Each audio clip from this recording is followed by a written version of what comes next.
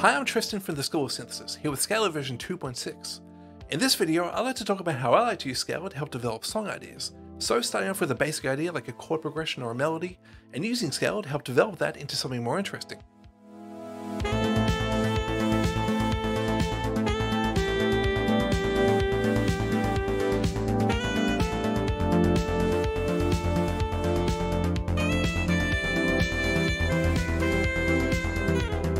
Now you can certainly go into Scala from a completely blank slate and let it guide you from start to finish, but personally I normally have some kind of idea I've come up with either by messing around on an instrument or just a melody that popped into my head, but actually turning that idea into something more than just an idea can be challenging. So that's where Scala can be a really invaluable resource. Okay, I'm here in Ableton Live with my basic song idea. This really consists of two parts. I've got a clip here which is my chord progression being played by a simple pad sound, and this clip here is my melody being played by a saxophone sample. Now, as they currently are, here's how the two of those sound played together.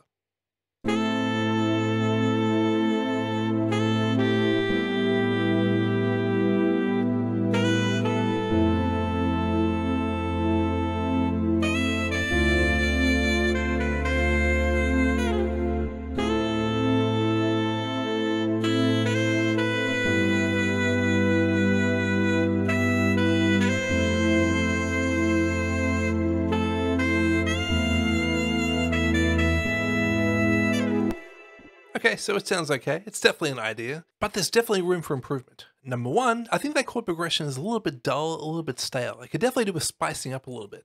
Secondly, I'm not quite sure where to take the song from here. I wouldn't mind developing it, building a few additional parts, and eventually turning it into a full song. Fortunately, Scala 2 can help with all these things. So first of all, let's just bring Scala 2 into my live set. And the first thing I want to work on is that chord progression, make it a bit more interesting. So we need to feed this chord progression into Scala 2 and let it analyze it and do its magic. This is really simple to do. We just have to move our chord clip into my Scala track. Then in detect mode, I'm going to click on record. Then I'm just going to play my clip and we should see it all being detected here in Scala 2.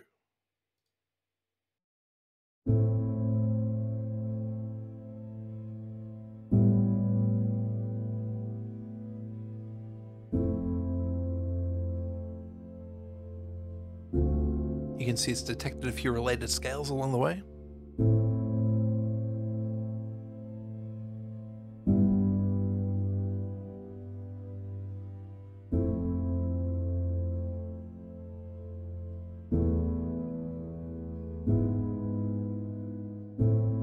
Okay, looks like it's detected them all perfectly. We don't need this E here, so I'm just going to get rid of that chord. I wanted to mention that if you're running Scala on an iPad, this process works very much the same way. I have Scala loaded as a plugin on GarageBand, and I can either play notes in using the on-screen keyboard, or I could attach a MIDI keyboard, but I have my chord progression programmed on a GarageBand track, so all I have to do is in detect mode in Scala, press the record button, and then play GarageBand.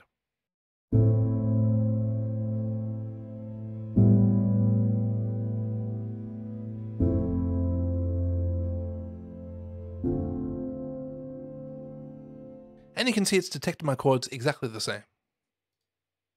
It's also given me a list of scales telling me how closely related they all are to my chord progression. I'm actually going to ignore all that and simply drag my chord progression down here into the pattern area.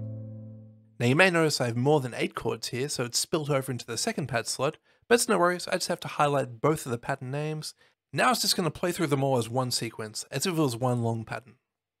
So I have a few chord progression cliches I tend to fall back on every now and then. They normally involve starting off on a minor chord and ending up with that same shape with a different bass note to become a major 7 chord.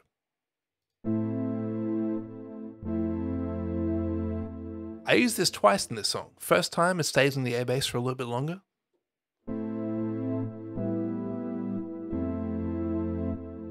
And the next time the bass walks down with the chords.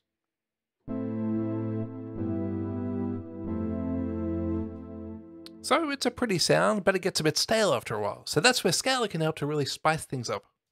Okay, so here we are back in Scala, and you can see how my chord sequence is a little bit repetitive. First, I have this sequence here. Then I have this sequence here. Okay, so that's very repetitive. I wouldn't mind switching up this first group of chords to make it a bit more interesting. So let's go into suggest mode. Okay, so Scala suggested a bunch of alternative chords I could use, and there's a couple of modes you can work with here. Per scale mode means it's only going to recommend chords within my current scale. I'm not so worried about that, I just want chords that are going to sound suitable, so I'm going to switch over to tonal mode, which basically disregards the current scale we're in, and will just recommend a bunch of chords which tonally sound suitable. So let's select a second chord here, and listen through some alternatives.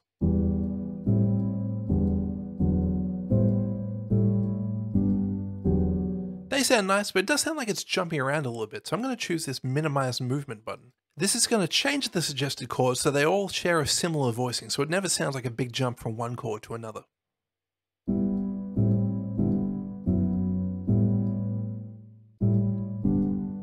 Some really nice sounding chords here.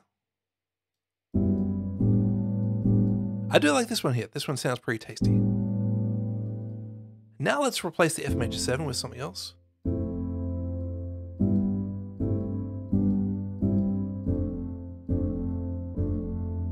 I do like the D minor over the F, so let's use that one. Now last of all, let's find a replacement for the D minor 7. This one sounds pretty, just a C major over an E. Nice, let's listen to our new progression now.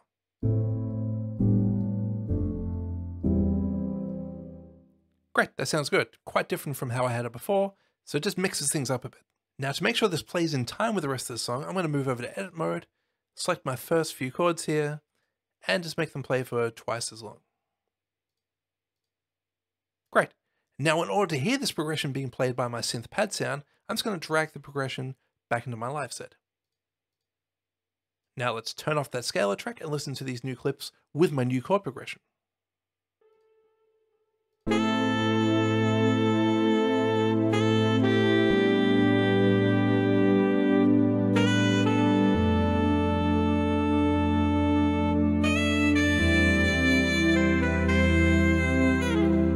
Great, that sounds really nice. Big improvement over how it was before.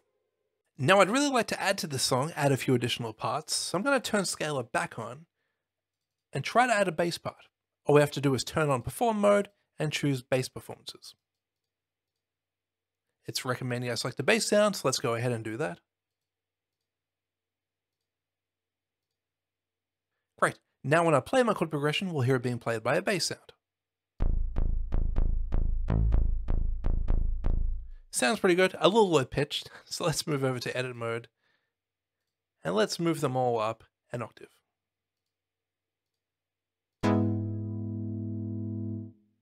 Okay, all looking good. Let's just choose a different performance preset. Let's head down to the trance category and let's try that out.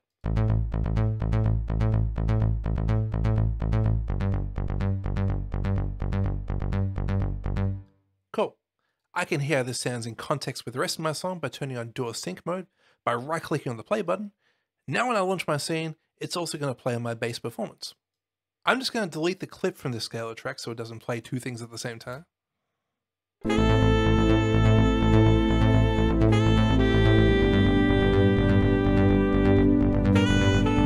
Okay, that's all sounding pretty good. One thing to note, however, is that these performance presets do take a couple of creative liberties, and that's kind of what gives them the character. But in this case, it's choosing to play the root note of each chord instead of my chord inversion notes. So it's playing A and then G for these first two chords instead of staying on A.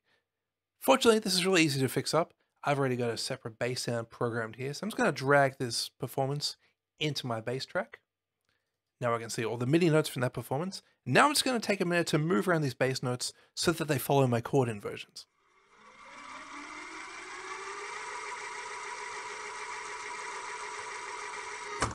Okay, so that's all done. I've turned off my Scala track again. Now let's listen to how those three tracks sound played together.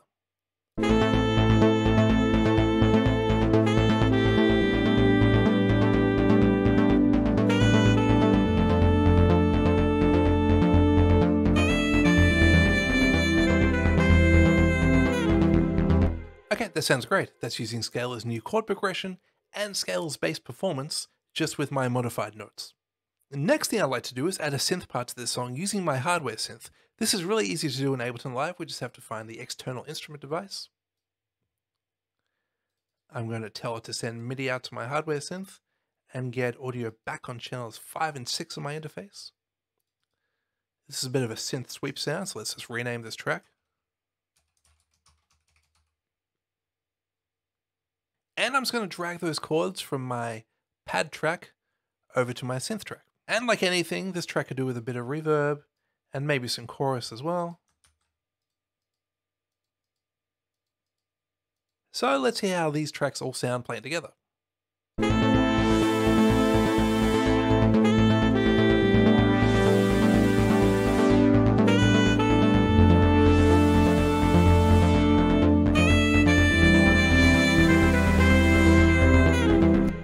Okay, all sounds pretty good so far. Okay, so I've gone ahead and programmed a drum part using Ableton Live's Lindrum kit, and I've moved all the clips down onto this one scene. So now I'm just going to group my synth tracks together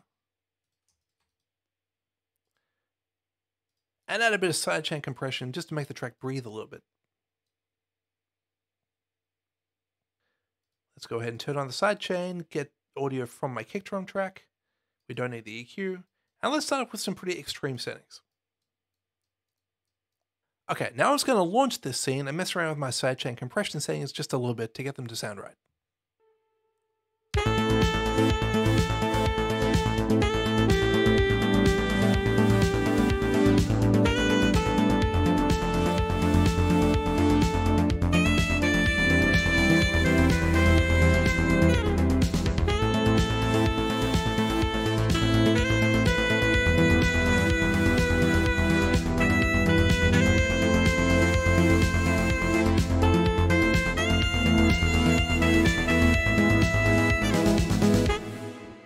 Okay, that's sounding pretty good to me. Now I'd like to add a piano part to this song. So I have an instance of Scalar 2 here with my chord progression already programmed in, and I've called up the electric piano sound. I've also chosen the Motif A performance preset from the melody category. This is a nice and simple performance that I think will blend in well with this part of the song. I'm just going to drag this scalar instance into my sidechain compression group to make it breathe a little bit, and I'm also going to turn on DAW sync mode by right-clicking on the play button. Now whenever I launch this scene, Scalar 2 is going to automatically start playing my chord progression using this performance preset.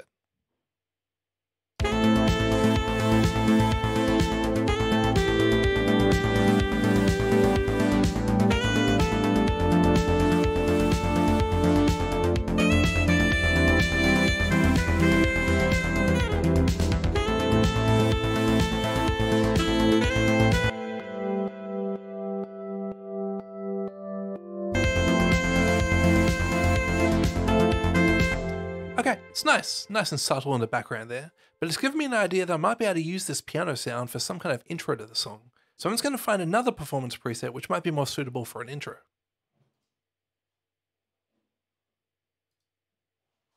Let's listen to it by itself first.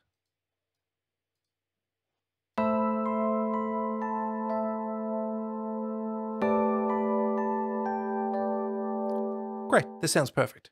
Let me just assemble a bit of an intro here by dragging in some chords.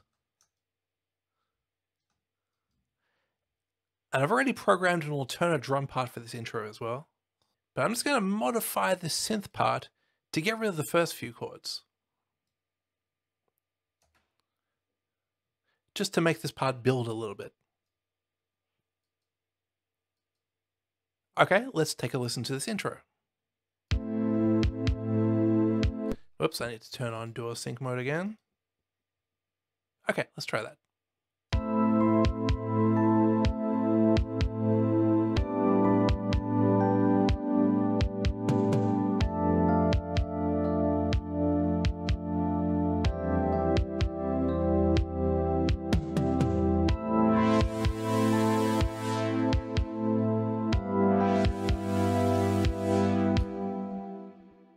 I might throw a bit of chorus onto this piano sound just to make it pop a little bit more.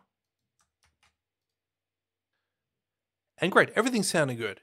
One thing you may notice, however, is that there are no clips in this scalar track. So all the performance is being done in Scalar 2 because I have that DAW sync mode on. The only issue this creates is that I need to somehow change my performance preset back to that first motif preset for the other part of my song. Fortunately, Scalar can respond to MIDI CC messages to do this automatically. This is actually pretty simple to hook up as well. I'm just going to create a dummy clip here in my intro scene and make it 16 bars long, which is the length of my intro. And I'm going to head down to the envelope section, head to MIDI control, and find an empty MIDI CC number. Let's use 52. This will do just fine. Now I just need to draw in some kind of MIDI data here at the appropriate time, just to tell Scalar to switch performance preset. So I'm just going to draw some kind of shape here in the last bar. It can really be anything. And let's head back to Scalar. And I'm going to right click on Perform up here and choose Create Command Mapping. Now I'm just going to play my clip. Great, it's noticed that MIDI CC number 52 is coming in, so let's save that. Now whenever Scalar receives MIDI CC 52, it's going to call up this performance preset. So let's switch back to my other performance. And now it's going to play the intro, and then launch the second scene. And hopefully Scalar will automatically switch performances at the appropriate time.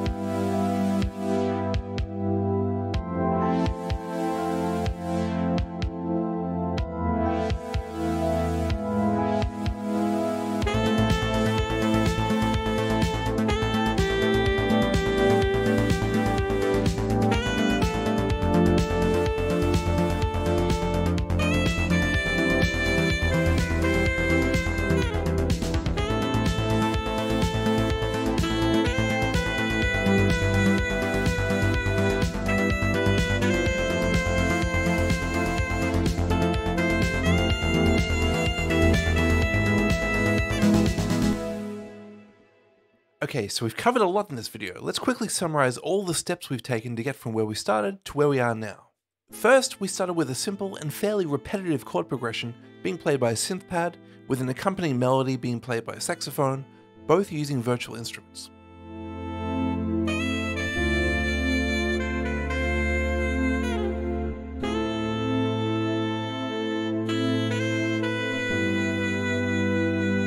We then recorded that chord progression into Scalar, which analyzed our chords and detected related scales.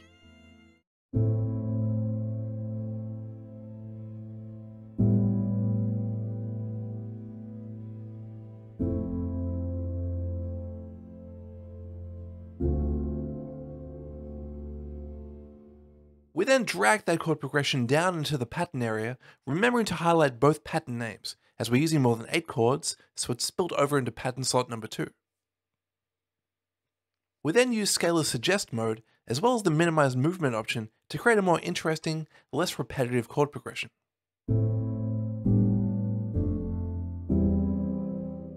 To hear our new chord progression being played by our synth pad along with our existing saxophone melody, we drag the pattern out of Scalar into a clip slot on our synth track.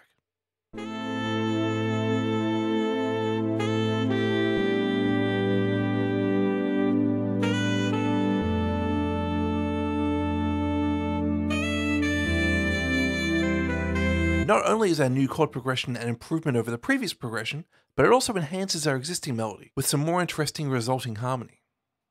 Then we created a bass part by activating Scalar's Perform mode and choosing a bass preset from the trance category.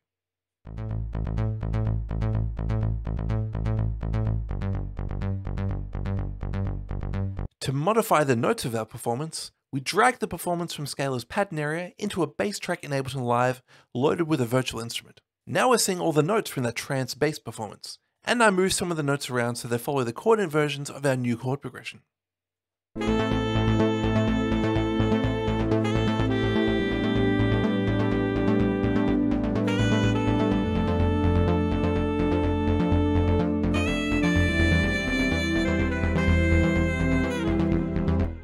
Then we added a synth part using Ableton Live's external instrument device, triggering a hardware synth, and copying Scalar's chord progression from our synth pad track.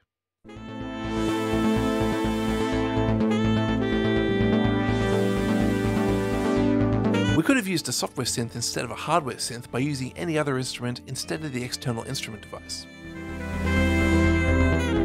Then finally we added a piano part using our existing Scalar chord progression by changing Scalar's instrument sound to an electric piano and choosing two different performances from the melody category, one for our current song section and another for a new intro section. We then use clip envelopes in Ableton Live to send MIDI CC messages to Scaler to automatically switch performance presets at the appropriate point of the song.